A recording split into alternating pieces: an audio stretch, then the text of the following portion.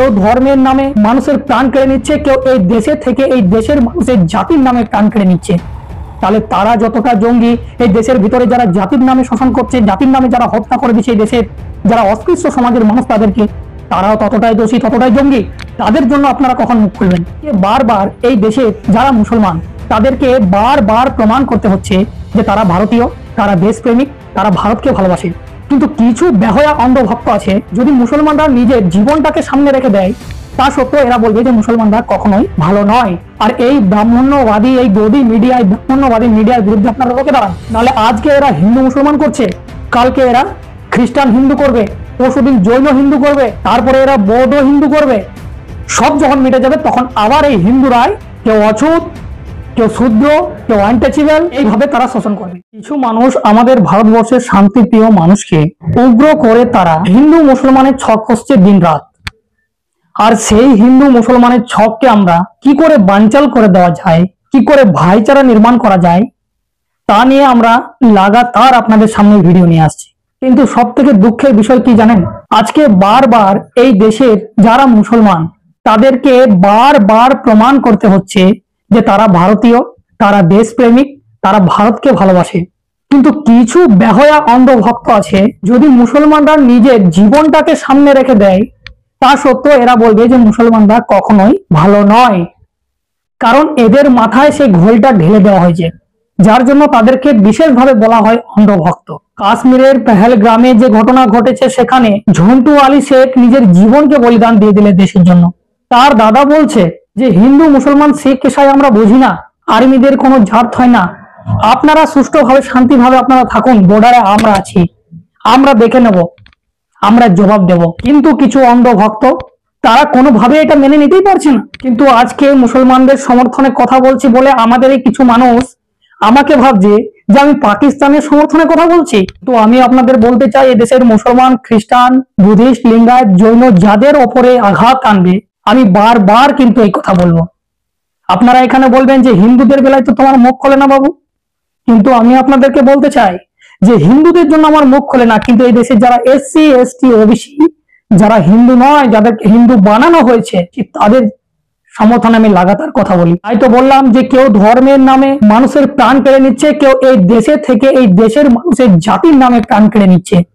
তাহলে তারা যতটা জঙ্গি, এই দেশের ভিতরে যারা জাতির নামে শোষণ করছে, জাতির নামে যারা হত্যা করে দিচ্ছে, এই দেশের যারা অস্পৃশ্য সমাজের মানুষ তাদেরকে, তারাও ততটাই দোষী, ততটাই জঙ্গি। তাদের জন্য আপনারা কখন মুখ খুলবেন? কিন্তু এর সাথে সাথে হিন্দু মুসলমান বারবার দাঙ্গার যে ছক কষছে, তার জন্য জিম্মেদার রয়েছে মুসলমান সমাজের মানুষ। আমাদের বলবেন কেন? এখানে পরিষ্কার জিনিস, কারণ এই দেশের মুসলমানরা তারা নিজেরা ইতিহাস জানে না যে এই দেশের এসসি, এসটি, ওবিসিরা হিন্দু নয়, তাদেরকে হিন্দু বানানো হয়েছে। আর তারাই দেশের এসসি, এসটি, ওবিসিদেরকে হিন্দু বলে, হিন্দু হিন্দু হিন্দু বলে তারাও হিন্দু হবে, আর যার জন্য তারা একত্রিত হয় আর মুসলমানদেরকে শায়েস্তা করার জন্য তারা নিয়ে পড়ে। এটাই হচ্ছে। তাই আমি আপনাদেরকে বলবো, বিশেষ করে অনুরোধ করব, এই দেশের যারা মুসলমান সমাজের মানুষ, আপনারা এই দেশের এসসি, এসটি, ওবিসিদেরকে হিন্দু বলে ছেড়ে দিন, এতে অর্ধেক কাজ হয়ে যাবে। এই দেশের যারা ব্রাহ্মণ্যবাদী মানসিকতার মানুষ, তারা যে হিন্দু মুসলমানের ছক করছে দিন রাত, সেটাও বানচাল হয়ে যাবে। শুধুমাত্র আপনারা এসসি, এসটি, ওবিসিদেরকে হিন্দু বলা বন্ধ করে দিন, আপনারা তাদেরকে এসসি, এসটি, ওবিসি বলুন। কারণ হিন্দু এটা একটা রাজনৈতিক কৌশল, রাজনৈতিক ষড়যন্ত্র। কারণ এই হিন্দু শব্দ যখন এক্সপোজ হয়েছে, তখন এরাই আবার সনাতনী বলতে শুরু করেছে। তাই মুসলমান সমাজের কাছে এই দেশের যারা খ্রিস্টান, বুদ্ধিস্ট, লিঙ্গায়ত, জৈন, যে কোনো ধর্মের হতে পারেন, প্রত্যেকে এই দেশের এসসি, এসটি, ওবিসিদেরকে হিন্দু বলা ছেড়ে দিন। কারণ এই দেশের আদিবাসীরা হিন্দু নয়, এই দেশের এসসি সম্প্রদায়ের মানুষ হিন্দু নয়, এই দেশের ওবিসিরা হিন্দু নয়। হিন্দু যদি কেউ হবে তো সেই ব্রাহ্মণ্যবাদীরা হবে। এখানে আবার কিছু অন্ধভক্ত এসে গালিগালাজ করবে, তারা বলবে যে তাদের সমর্থনে কথা বলছে, এই মোল্লার বাচ্চা, কাটার বাচ্চা, তাদেরকে আবার একটু স্পষ্ট করে দিই। আমি বারবার লাগাতার বলবো, কারণ এই দেশের 98% মানুষ ধর্ম পরিবর্তন করে তারা মুসলমান, খ্রিস্টান, বুদ্ধিস্ট, লিঙ্গায়ত, জৈন হয়েছে। কেন জানেন?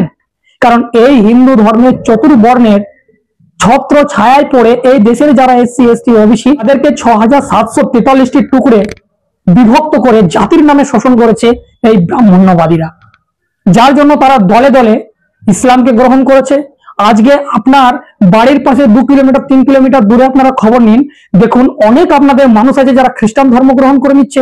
তার কারণ খুঁজে বের করার চেষ্টা করুন।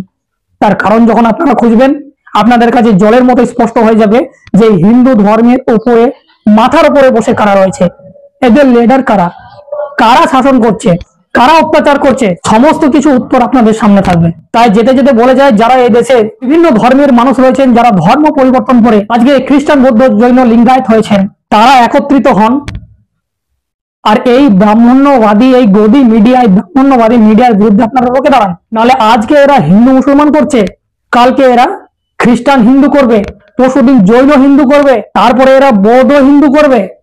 সব যখন মিটে যাবে তখন আবার এই হিন্দুরাই কেউ অছুত, কেউ শূদ্র, কেউ আনটাচেবল, এইভাবে তারা শোষণ করবে। তাই এদের মাথার উপরে যারা বসে আছে তাদেরকে আপনাদেরকে ধরতে হবে। তাহলে এই দেশের এই যে লড়াই, দাঙ্গা, সমস্ত কিছু বন্ধ হয়ে যাবে। আপনাদের কি মনে হয় এই সমস্ত বিষয় দেখে? অবশ্যই আপনারা কমেন্ট করে জানাবেন।